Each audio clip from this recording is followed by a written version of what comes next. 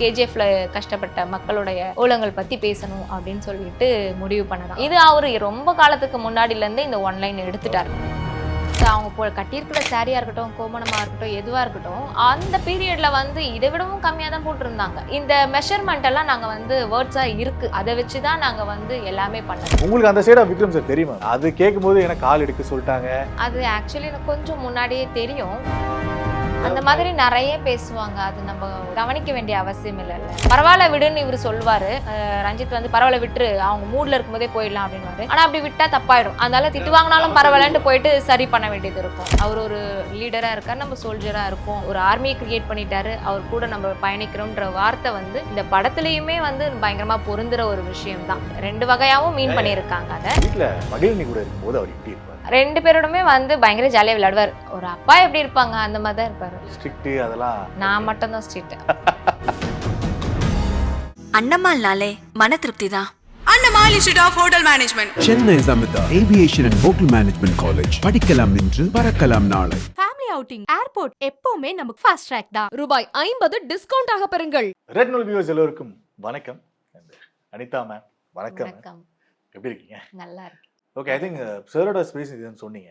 அவர் இங்கே தான் ரிசர்ச்லாம் பண்ணுவாரா? இல்ல இது ஜஸ்ட் அவருக்கு சில் பண்ற ஸ்கிரிப்ட் எழுதுறதுக்கான, புக் படிக்கிறதுக்கான ஒரு இடம். ரஞ்சித் சார் வந்து தங்கலானுக்கு முன்னாடி பார்த்துருக்கீங்கன்னா சார்பட்டால ஒரு ஹிஸ்டாரிக்கல் அந்த காலத்தில் நடக்கிற ஒரு பேட்டர்ன் மாதிரி இருந்தது. அதுல பயங்கர ஒர்க் இருந்தது. ஆனால் அதுக்கு முன்னாடி படங்கள் ரஜினி சார் கூட, கார்த்திக் சார் கூட அது ஒரு ஒர்க் இருக்கு.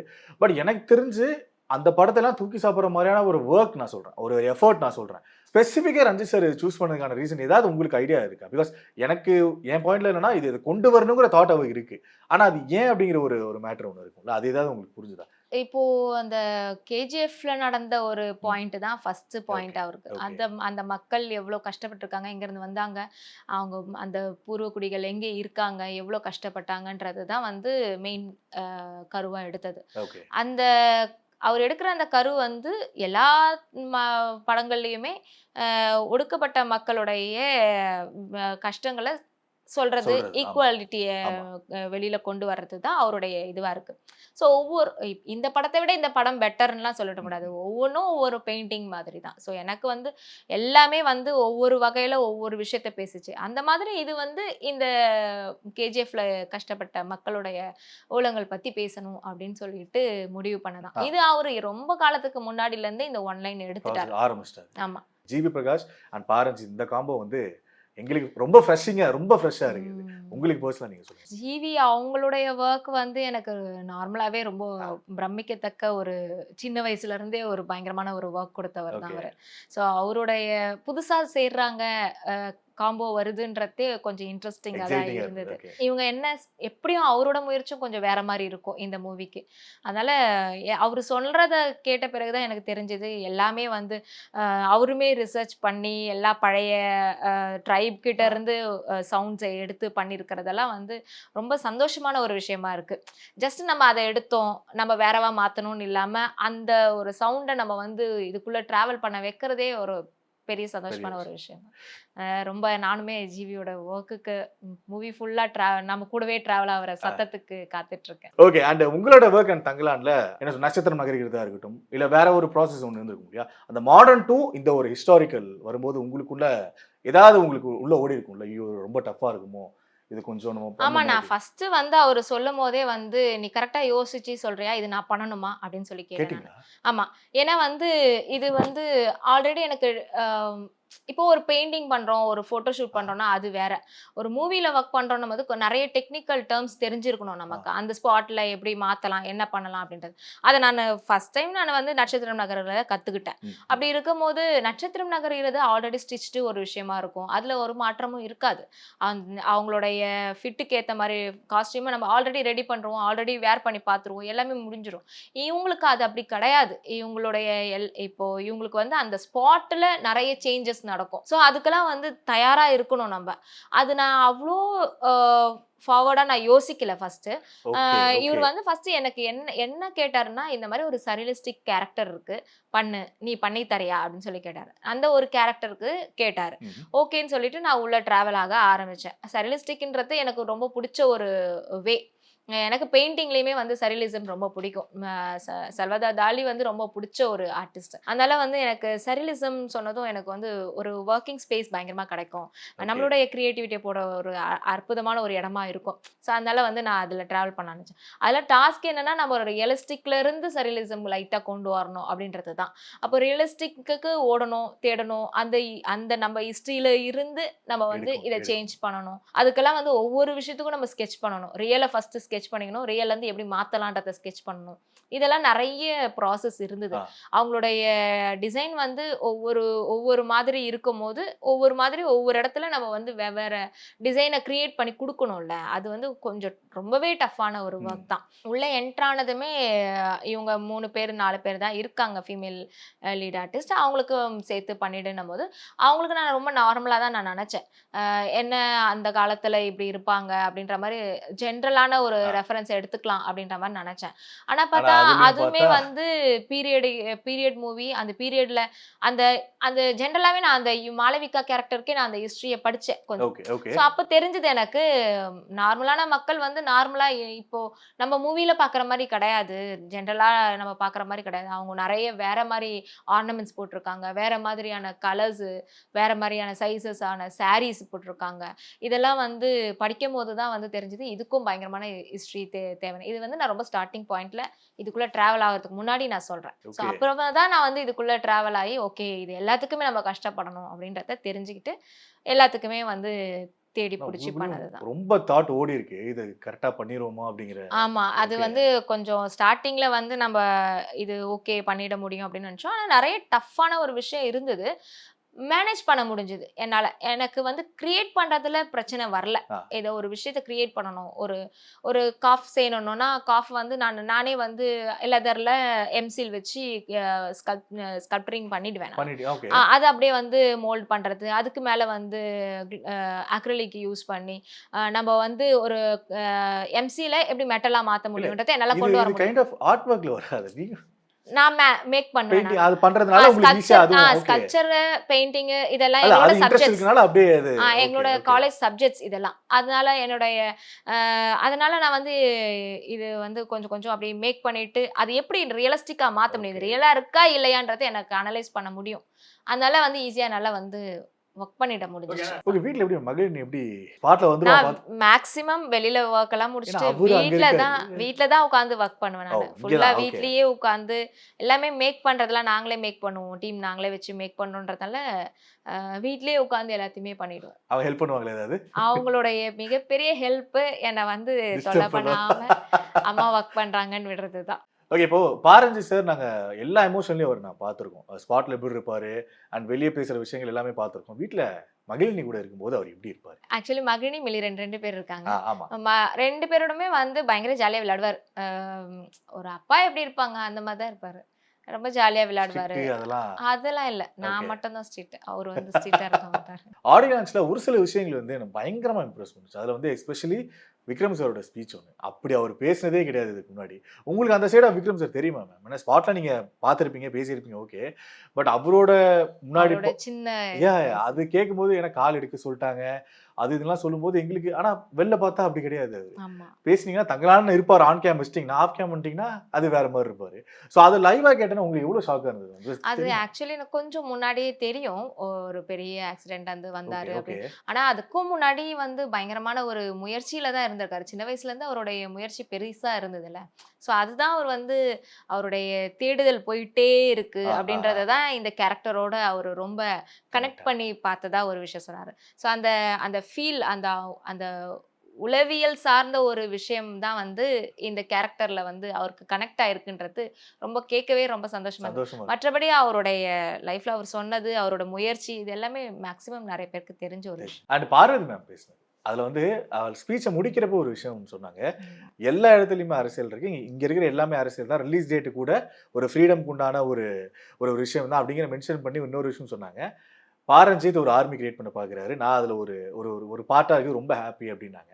அது கேட்கும்போது ஏன்னா ஆக்டர்ஸ் வந்து ஒரு டேரக்டரோட கதையை புரிஞ்சுக்கிறது, கேரக்டர் புரிஞ்சுக்கிறது அப்படிங்கிறது ஒன்று இருக்கு. பட் அந்த டேரக்டரோட நோக்கம், அவரோட இன்டென்ஷன் அப்படிங்கிறது புரிஞ்சுக்கிறது இட்ஸ் வெரி ஃபியூ ஆக்டர்ஸ் தான். அதில் பார்வதி சொன்னோன்னே எனக்கு பட்ன ஒரு மாதிரி சூப்பராக இருந்தது. அந்த பார்வையோட பாயிண்ட் ஆஃப் வியூ. அவங்களோட ஸ்பீச் நான் வெயிட் பண்ணி தான் கேட்டேன்.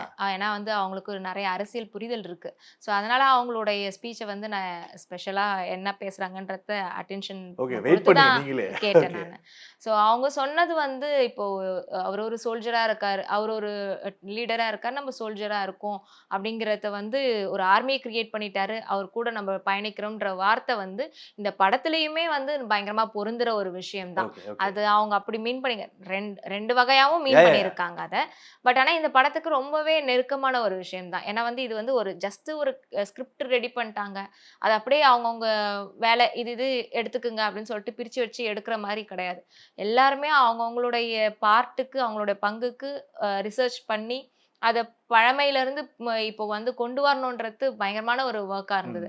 ஸோ அந்த இவ்ளோ பிரம்மாண்டமான ஒரு ஒர்க்ல நம்ம ஒரு பார்ட்டா என்னன்னா சாட்டிஸ்ஃபைடா ஒர்க் பண்ணியிருக்காங்க. நம்ம ஒண்ணு நிஜமாவே தேடணும், நிஜமாவே ஒண்ண கண்டுபிடிச்சோம், நிஜமாவே அத அச்சீவ் பண்ணியிருக்கோன்றது வந்து எல்லாருக்குமே ஒரு திருப்திய குடுத்திருக்கு. அதனால தான் வந்து இது அப்படி மீன் பண்றாங்க. அது ஜஸ்ட் கதையா மட்டும் இல்ல மேம். லொகேஷன் தேர்றதுலயும் சரி. எல்லாமே அது உண்மையான ஹிஸ்டரியில இருந்து நம்ம எடுக்கிறோம்ல. ஆமா, ஆமா. அதனால நமக்கு வந்து ரொம்ப கனெக்ட் பண்ணிக்க முடிஞ்சது. இப்போ இந்த சண்டே நீங்க லைவா பாத்துறீங்களா?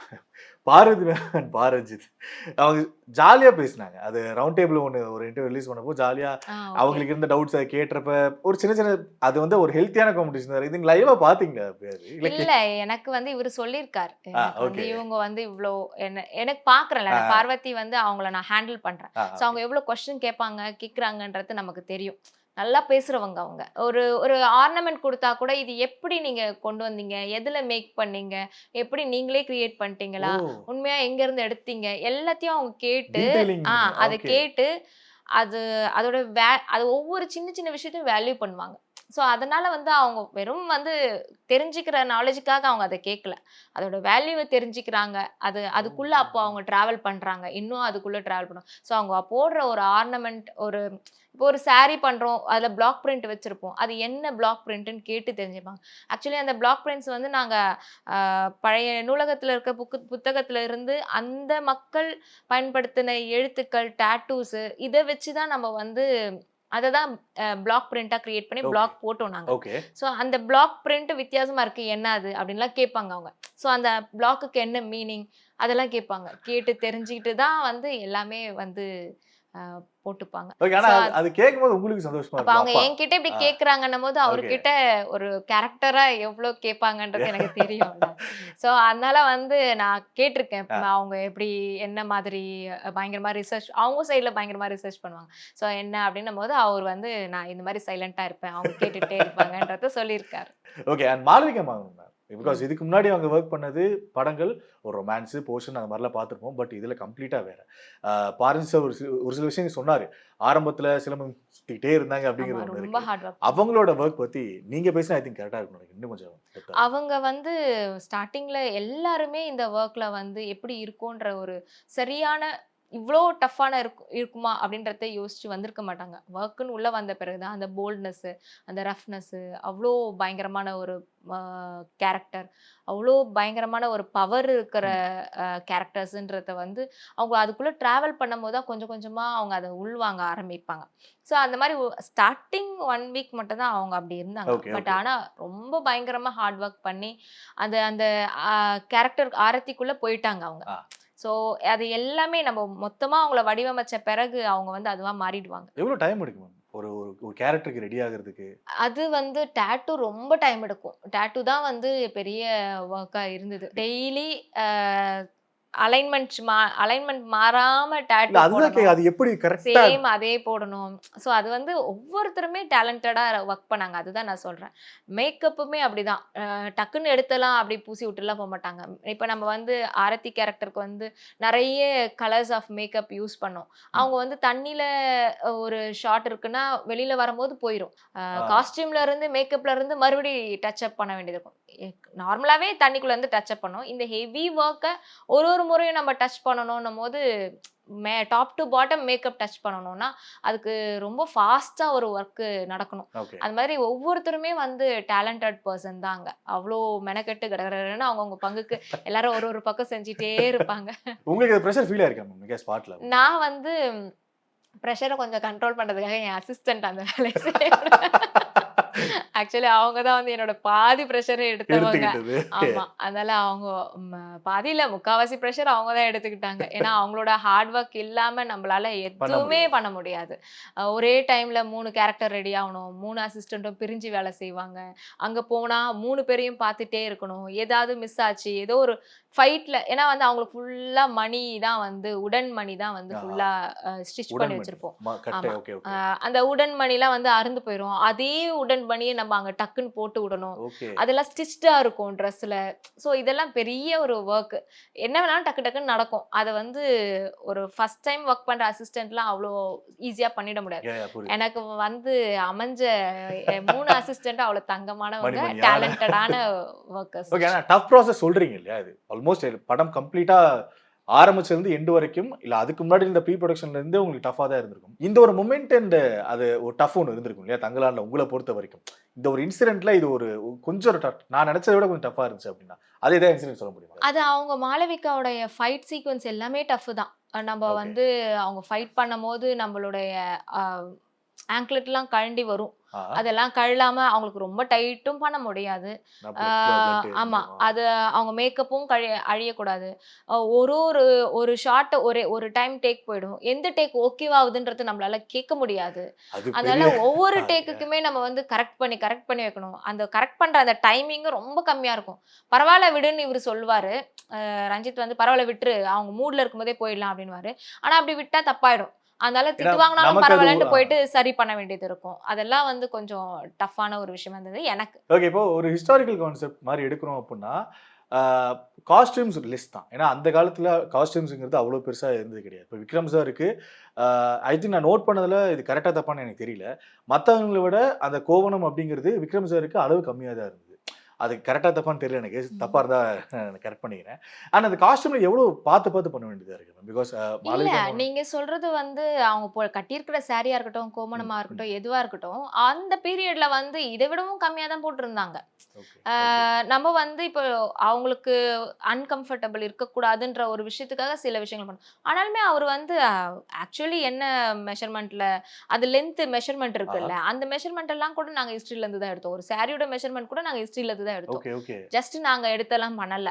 அது வந்து அதையும் ப்ராப்பரா ஆமா ப்ராப்பரா தான் பண்ணோம். ஏன்னா வந்து ஒரு சாரியை கட்டுறதா இருந்தாலும், எந்த கோமணம் வேர் பண்றதா இருந்தாலும் பிக்சர் பார்த்து தான் நாங்க வந்து டெக்னிக்கை கண்டுபிடிச்சோம். ஸோ இது இப்படி சுத்திட்டு இப்படி வந்துட்டு இப்படி ரிட்டர்ன் போகுது அப்படின்றது எல்லாமே வந்து நாங்க ட்ரையல் பார்த்து அந்த பிக்சர்ல இருக்கிறத அப்படியே கொண்டு வரணும் அப்படிங்கிறது தான்.